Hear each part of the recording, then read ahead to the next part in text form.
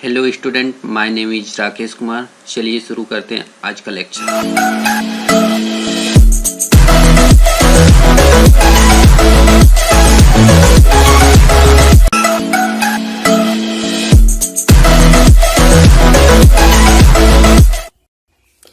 ये structure class का तीसरा वीडियो है जिसमें हम डिस्कस करेंगे स्ट्रक्चर इनिशियलाइजेशन और टाइप डेफ कीवर्ड के बारे में।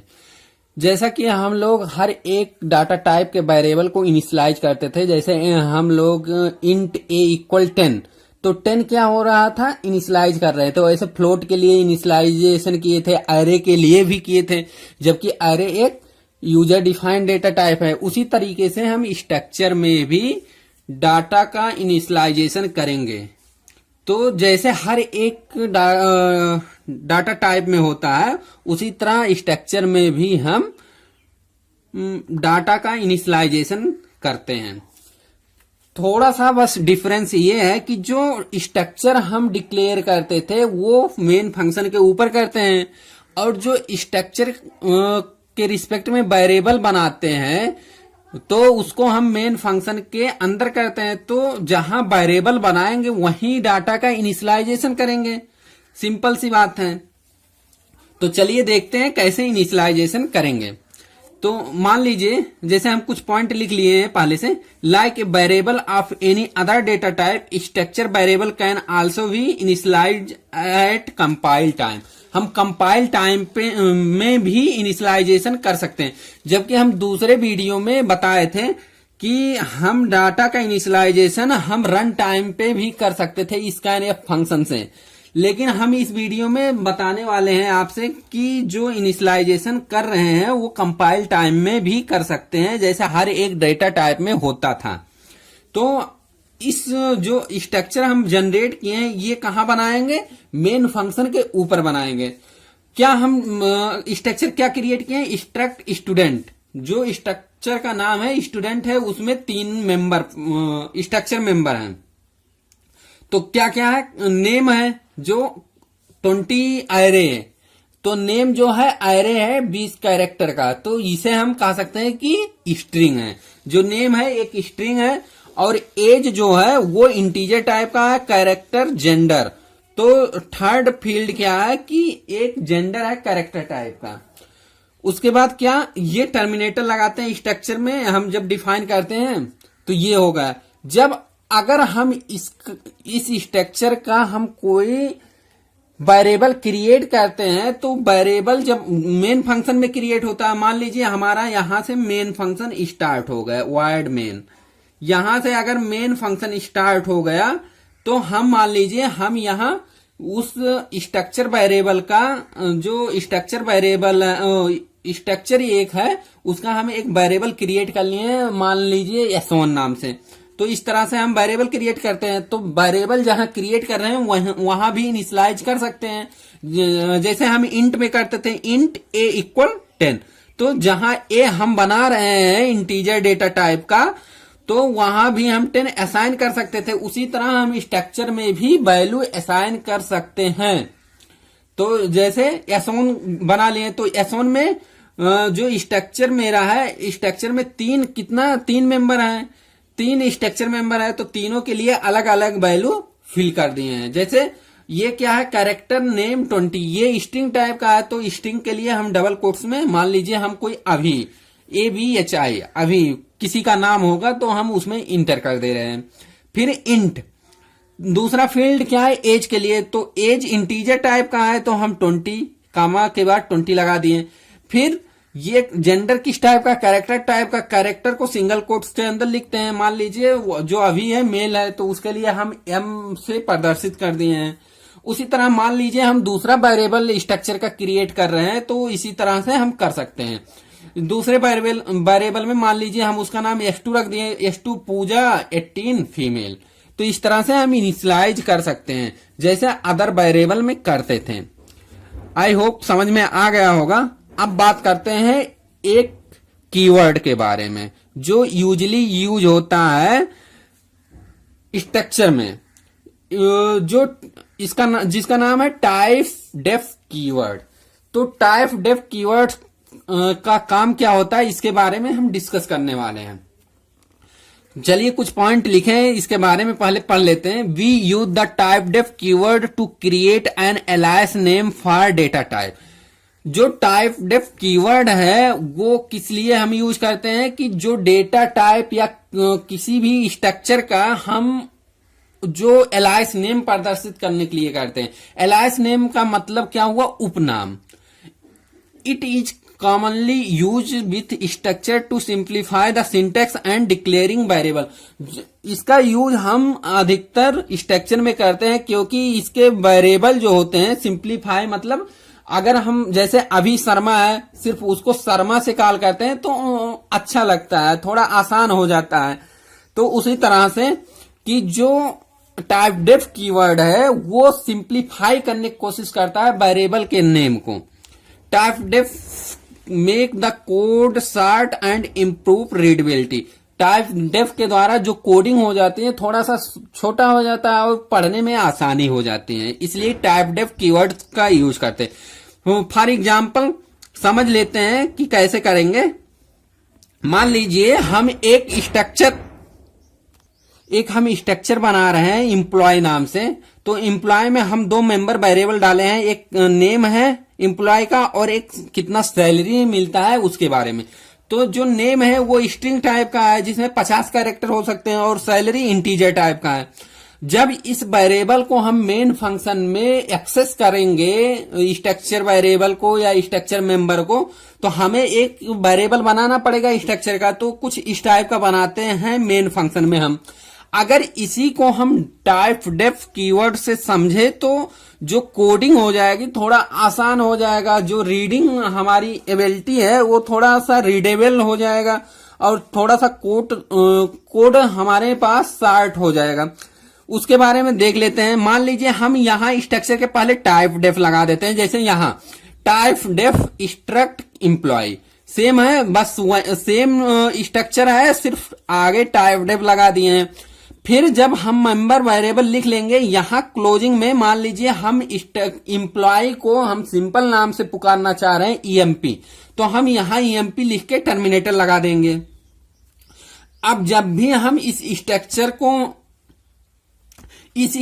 को अब हम सिंपली ईएमपी नाम से जान सकते हैं।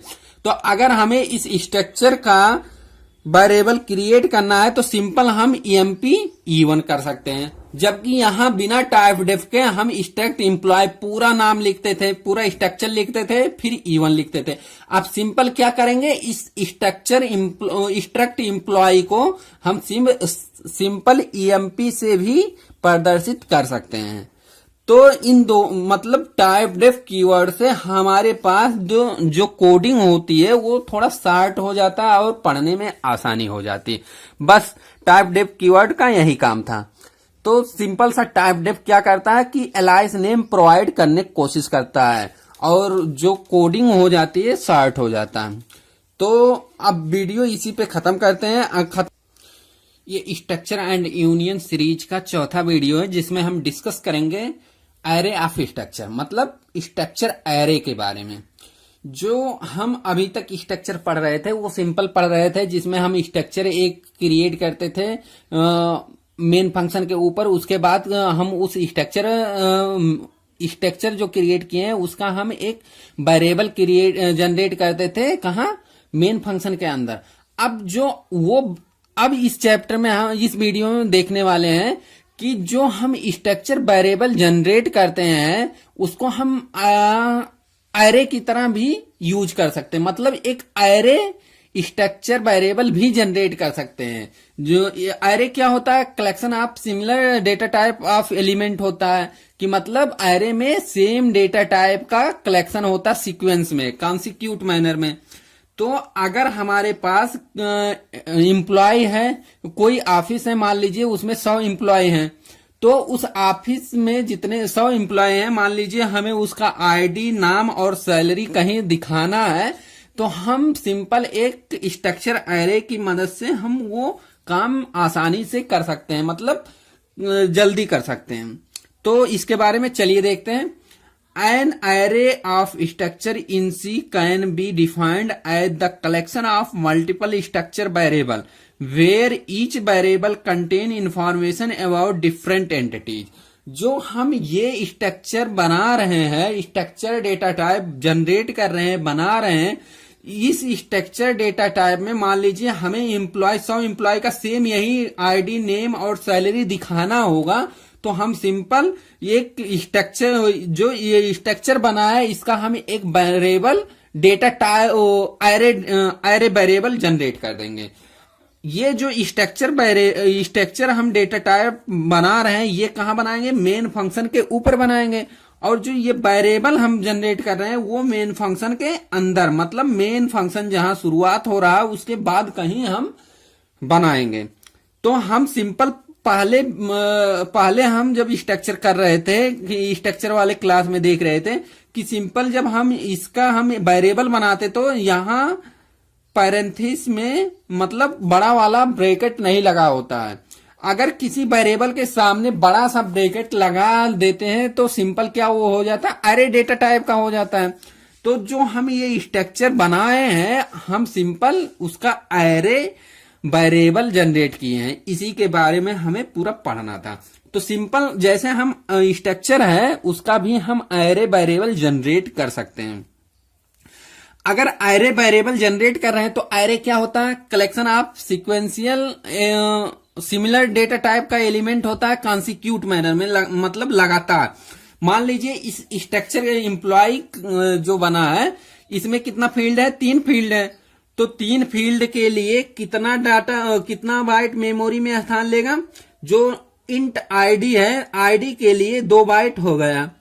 नेम के लिए कितना है, कैरेक्टर डेटा टाइप का है, नेम कितना है 10 बाइट, तो 10 1 2 3 4 5 6 7 8 9 10 ये होगा नेम के लिए। फ्लोट के लिए, सैलरी के लिए 4 1 2 3 4, तो टोटल कितना हुआ 2 10 14 2 16, ये 16 बाइट क्या हो गया मेमोरी में स्थान ले लिया। अगर एक वेरिएबल होता 1 2 3 4 5 6 7 8 9 10 11 12 13 14 15 16, अगर एक वेरिएबल मान लीजिए S1 या E1 या कुछ भी हम नाम डाल दें, एम्प्लॉय नाम ही डाल दें, तो अगर एक वेरिएबल होता तो स्ट्रक्चर, इस स्ट्रक्चर के केस में 16 बाइट स्थान मेमोरी में जगह घेरता।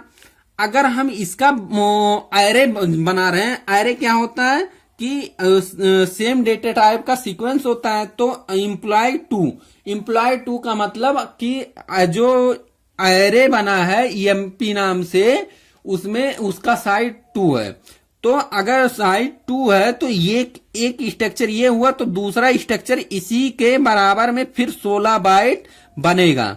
1 2 3 4 5 6 7 8 9 10 11 12 13 14 15 16, ये 16 बाइट ये स्थान हो गया। तो ये किसके लिए हो गया, ये इंडेक्स वैल्यू 0 के लिए और ये इंडेक्स वैल्यू 1 के लिए। ये इंडेक्स वैल्यू हमारे पास आ गया, इंडेक्स वैल्यू 0 के लिए, ये इंडेक्स वैल्यू 1 के लिए एरे में स्ट्रक्चर क्रिएट होगा। कुछ मेमोरी में इसी टाइप से जनरेट होता होगा। अगर अब आईडी में हम डाटा फील्ड करेंगे इंडेक्स 0 वाले में, तो यहां इस 2 बाइट में आएगा। अगर इंडेक्स 1 में आईडी में कुछ अंक डालेंगे तो यहां इस 2 बाइट में आएगा। अगर हम इंडेक्स 0 में नेम में कुछ डालेंगे तो ये जो 10 बाइट का फील्ड है यहां आएगा। 10 बाइट के फील्ड में यहां हमारे पास कोई नेम आएगा इंडेक्स 0 पे। अगर इंडेक्स वैल्यू 1 पे हम डालेंगे नेम तो यहां नेक्स्ट 10 बाइट में आएगा। तो हमें लगता है कि समझ में आ गया होगा। अब इस पे हम एक प्रोग्राम से समझते हैं पूरे स्ट्रक्चर एरे को। ये पूरा प्रोग्राम है, आप लोग वीडियो पॉज करके नोट कर लीजिए, या वीडियो जब अपलोड हो जाएगा उसके बाद आप लोग कॉपी पे नोट डाउन करके पूरा समझिएगा दोबारा से। हम यहां चलिए अब समझाते हैं कैसे ये प्रोग्राम पूरा रन होगा। तो यहां जो हम यूज कर रहे हैं 2 हेडर फाइल यूज किए हैं, एक studio.h एक conio.h, इसको इंक्लूड किए हैं। उसके बाद क्या है कि हम एक स्ट्रक्चर बनाए हैं स्टूडेंट का, जिसमें हमारे पास कितना फील्ड है, 3 फील्ड है। नेम है, रोल नंबर वाला फील्ड है और मार्क्स वाला फील्ड है। तो नेम किस टाइप का है, स्ट्रिंग टाइप का है। रोल नंबर किस टाइप का है, इंटीजर टाइप का है। और जो मार्क्स है वो फ्लोट टाइप का है। तो अगर मेमोरी में अगर सिंगल स्टूडेंट होता, कोई एक स्टूडेंट होता, तो मेमोरी में कितना जगह घेरता, 20, 2 22 4 26 बाइट स्थान एक स्टूडेंट के लिए घेरता। तो मान लीजिए अब इसके बाद क्या है कि हमारे पास मेन फंक्शन स्टार्ट हो गए। उसके बाद हम उस स्ट्रक्चर वेरिएबल का क्या बनाए हैं, एक एरे वेरिएबल बनाए हैं, जिसमें कितने एलिमेंट है, मैक्सिमम 2 एलिमेंट है। जो कि एरे का साइज यहां दिखा रहा है कि मैक्सिमम 2 एलिमेंट हो सकते हैं। तो अगर 2 एलिमेंट है तो मेमोरी में जो स्ट्रक्चर का साइज बना होगा, कितना बना होगा, ये 26 हुआ, 26 दूनी 52 बाइट स्थान ऐसा सीक्वेंस में स्थान ऑक्युपाई किया होगा, 52 बाइट का। उसके बाद हम एक वेरिएबल बनाए हैं आई, जिस वेरिएबल की मदद से हम क्या कर रहे हैं कि जो ये आई वाले वेरिएबल की मदद से अब इसमें हम स्ट्रक्चर में हम डाटा फिल करने की कोशिश करेंगे। तो अगर ये एरे टाइप का है तो एरे में जो डाटा एंट्री करेंगे वो किसी मतलब लूप की सहायता से ही करेंगे। तो अगर इंडेक्स वैल्यू 0 होगी, मान लीजिए ये 0 वाले के लिए 26 बाइट हो गए, ये 1 वाले इंडेक्स वैल्यू के लिए 26 बाइट हो गए। तो 0 वाले इंडेक्स के लिए डाटा पहले भरेंगे, फिर 1 वाले इंडेक्स के लिए भरेंगे। तो 0 वाले के लिए तो यहां हम लूप लिए हैं, उसमें लूप के अंदर क्या है, प्रिंटफ में inter detail of student %d i+1। आई इस समय 0 है तो i+1 का मतलब 1। तो यहां से क्या ब्लैक स्क्रीन पे क्या दिखेगा, inter detail of student %d का मतलब i+1 का मतलब 1। तो सिंपल सा दिखेगा इंटर डिटेल ऑफ स्टूडेंट 1। उसके बाद /n लिखा है, मतलब जो कर्सर होगा वो अगले लाइन पे ब्लिंक करेगा। तो उसके बाद क्या प्रिंट होगा, इंटर नेम, ये भी प्रिंट हो गया। उसके बाद स्कैनएफ फंक्शन लगा है। स्कैनएफ के द्वारा हम क्या करते हैं कि जो वेरिएबल में डाटा फिल करते हैं, तो s1 डॉट नेम, s1 आई की वैल्यू क्या है, si है, आई की वैल्यू कितना है 0, s0 का मतलब जो इंडेक्स वैल्यू 0 पे है और नेम वाले स्ट्रक्चर मेंबर में वहां जाके जो हम यहां नेम इंटर करेंगे, स्ट्रिंग कोई इंटर करेंगे, वो वहां जाके फिल हो जाएगा। फिर उसी तरह से हम रूल नंबर s0 के लिए रूल नंबर भी फिल कर लेंगे। उसके बाद मार्क्स भी फिल कर लेंगे, s0 के लिए फिर फिल हो जाएगा। उसके बाद ये टर्मिनेटर जहां आएगा उसके पहले क्या जाएगा, आई की वैल्यू बढ़ जाएगी। अब आई की वैल्यू जाके 1 हो जाएगी। आई की वैल्यू 1 हो चुकी है तो उसके बाद क्या होगा, कंडीशन चेक करेगा, कंडीशन ट्रू है तो सिंपल सी बात है, फिर यही एग्जीक्यूट होगा। अब किसके लिए, इंडेक्स वैल्यू 1 के लिए, मतलब स्टूडेंट 2 के लिए। आई की वैल्यू यहां से आई की वैल्यू 1 है तो स्टूडेंट 2 के लिए पूरा यही प्रोसेस फिल हो जाएगा इस मेमोरी ब्लॉक में। अब मेमोरी में मेरे पास डाटा आ चुका है। अब हमें इसको प्रिंट करना है तो सिंपल हम क्या लगाएंगे, प्रिंटफ फंक्शन लगा के उसको प्रिंट करवा लेंगे। तो हम देखिए यहां क्या लगाए हैं कि प्रिंट/n, मतलब एक लाइन का गैप देने के लिए हम लगा दिए। उसके बाद क्या है, printf name \t rule number \t marks \n। तो मतलब सिंपल इस लाइन से क्या, एक ही लाइन में नेम थोड़ा सा स्पेस देके 3-4 स्पेस का, उसके बाद रूल नंबर प्रिंट होगा, उसके बाद एक थोड़ा सा हल्का सा टाइप देके मार्क्स यहां हो जाएगा। उसके बाद क्या हो जाएगा, \n है, मतलब कर्सर जो हमारे पास है वो अगले लाइन पे प्रिंट करेगा। अगले लाइन पे प्रिंट करेगा तो हम उस एक लूप लगाए हैं, लूप के अंदर प्रिंटफ लगाए हैं %s %d %f किसके किसके लिए, s1 i डॉट नेम के लिए, s1 i dot rule number के लिए, s1 i डॉट मार्क्स के लिए। तो जो पहले इंडेक्स वैल्यू 0 में जो डाटा होगा, नेम रोल नंबर और मार्क्स, वो पहले इस प्रिंटफ फंक्शन से प्रिंट हो जाएगा। उसके बाद आई की वैल्यू बढ़ के क्या हो जाएगी, 1 हो जाएगी। वो आई की वैल्यू बढ़ के 1 हो जाएगी तो और कंडीशन चेक होगा, कंडीशन ट्रू होगा तो सेम यही दूसरे इंडेक्स वैल्यू के लिए, मतलब 1 वाले इंडेक्स वैल्यू के लिए सेम यही चीज प्रिंट हो जाएगा जो इसमें डाटा होगा। तो आई होप हमें समझ में आप लोगों को समझ में आ गया होगा ये पूरा प्रोग्राम। तो वीडियो को खत्म करने से पहले आप लोगों के लिए क्यूटीवी पूछ लेते हैं।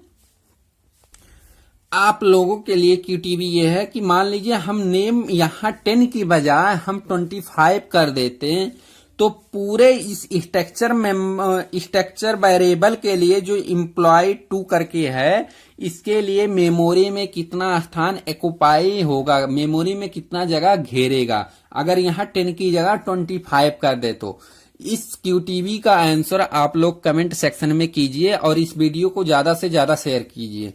वीडियो देखने के लिए थैंक यू।